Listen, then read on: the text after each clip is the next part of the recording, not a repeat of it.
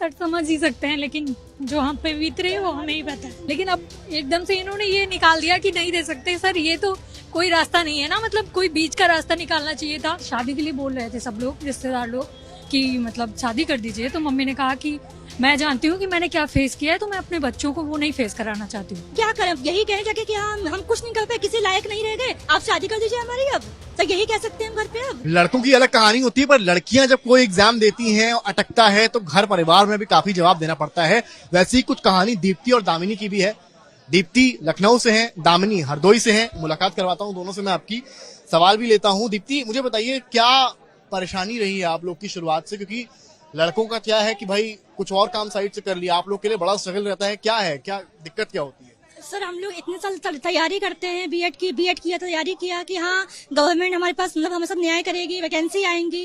5 साल इंतजार किया कि हाँ वैकेंसी आएगी, और बाद में कहते हैं कि हम लोग बीएड से बाहर हो गए। सर जब नौकरी की बारी आती है, नियुक्ति की बारी आती है, तो कहते हैं कि आप बीएड से बाहर हो गए हैं, पीआरटी से बाहर कर दिए गए हैं आप लोग। तो ये कहाँ का न्याय है सर?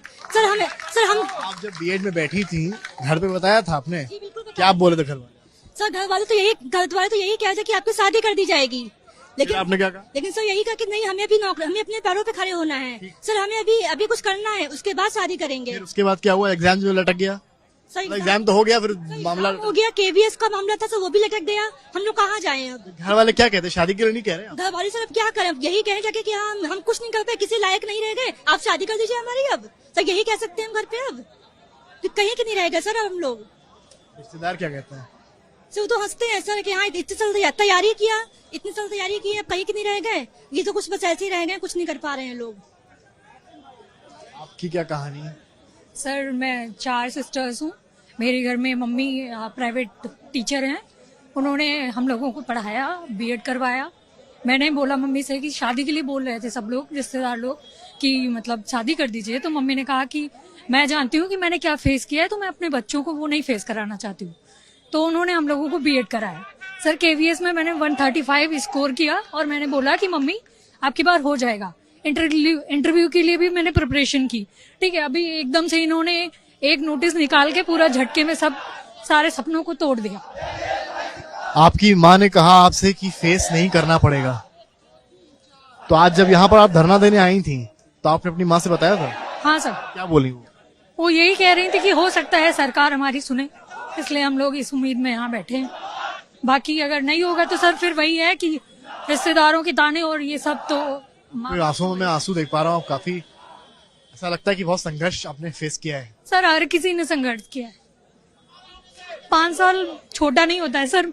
हमारे रिश्तेदार कहते हैं कि इससे अच्छा नर्सिंग का कोर्स कर लेती, 10-15 हजार मिल जाते, लेकिन हमको नहीं करना था ना। तो पढ़ाना था, शिक्षिका बनना था। संभालिए अपने आप को। आप समझ सकता हूँ कि सर समझ ही सकते हैं, लेकिन जो हम पे बीत रही है वो हमें ही पता है। सुन सकता है यहाँ पे, कोई नहीं सुनता है। तो हम लोग जानते हैं क्या बीत रही है हम लोगों से। सर घर जाने में डर लगता है, गांव जाने में डर लगता है कि लोग क्या कहेंगे, क्या बातें करेंगे। कब से भटक रही हैं आप? कितने साल हो गए? सर मैंने 2018 का अध्यादेश देखा, 2019 में पापा ने बोला कि कर लो। उसके बाद मेरे फादर की डेथ हो गई, तो फिर 2020 में मम्मी ने मुझे बीएड करवाया। 2022 में जैसे ही हुआ, हमने केवीएस का फॉर्म फिल किया, अच्छा स्कोर किया 135।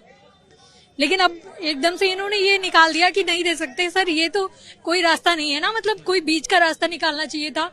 एक बार ये भी तो कहा गया कि शायद सुप्रीम कोर्ट ने कहा कि भाई आप लोग के लिए ऊपर का भी एक दायरा है, 5वीं कक्षा के ऊपर। सर 6 to 8 में तो जूनियर में वैकेंसी निकलती नहीं है, उसमें भी प्राइमरी वालों को ही प्रमोट करके भर दिया जाता है। टीजीटी का कॉम्बिनेशन नहीं बनना। सर अगर आपको नहीं करना था तो ये चीज क्लियर करनी चाहिए थी ना पहले। आपका कहना है कि जब भर्ती निकाली थी तो ये नहीं कहना चाहिए था कि 6 महीने का कोर्स भी करवाएंगे? यस सर, अगर वो 69,000 वाले भर्ती में अगर आपने 6 महीने ब्रिज कोर्स का नाम ना लिया होता। कोर्स का नाम खाली राजस्थान स्टेट के लिए लिया गया था, पूरे देश के लिए? सर तब तो यही बात हुई थी कि राजस्थान के लिए, पूरे देश के लिए नहीं था, इसलिए हम लोगों ने किया था एनसीटीई के अध्यादेश पे कि हाँ चलो ठीक है हम लोग कर लेंगे। लेकिन आप यहाँ यूपी से हैं? यस सर मैं यूपी से। आपके यहाँ तो लागू नहीं होता है? सर बात तो यही हो रही है ना कि मतलब बीएड वाले एलिजिबल नहीं है, तो इसका मतलब अब पूरे देश पे ही लागू हो रहा है, कुछ क्लियर भी नहीं कर रहे हैं। एनसीटी अध्यादेश वही सर, वही निरस्त हो गया, इसीलिए तो हम लोग प्रदर्शन के लिए बैठे हैं। तो आपने सुना, दामिनी है, हरदोई से हैं, इनकी आंखों में आंसू भी हैं और ये शायद मात्र आंसू नहीं है, और ये इनके पूरे संघर्ष की कहानी है। इनके पिता नहीं है, इनकी माताजी प्राइवेट टीचर हैं और वो चाहती थी कि इनकी बेटी संघर्ष ना करें, लेकिन शायद उनको इस बात का इल्म नहीं था कि कुछ ऐसा होगा कि उनकी बेटी को हरदोई से चल निशादगंज यहाँ पर धरना देने आना पड़ेगा, जहाँ एक और बाहर पुलिस खड़ी होगी जो जिनके ऊपर जिम्मेदारी होगी धरना रुकवाने की, तो एक और ये बच्चे होंगे जिनके ऊपर जिम्मेदारी तो नहीं, पर हाँ एक उम्मीद होगी कि हाँ हम धरना देकर कम से कम नहीं तो अपनी बात ऊपर तक पहुंचा सके। देखना क्या है, देखना यह है कि क्या इनके मन मुताबिक चीजें हो पाएंगी, क्या अध्यादेश आ पाएगा, और क्या जो वादा इनसे किया गया था 6 महीने के कोर्स का वो करवा कर इनको भर्ती दिलवाकर शिक्षक बनाया जा पाएगा या नहीं। कैमरामैन रोहित के साथ समर्थ श्रीवास्तव, लखनऊ, यूपी तक।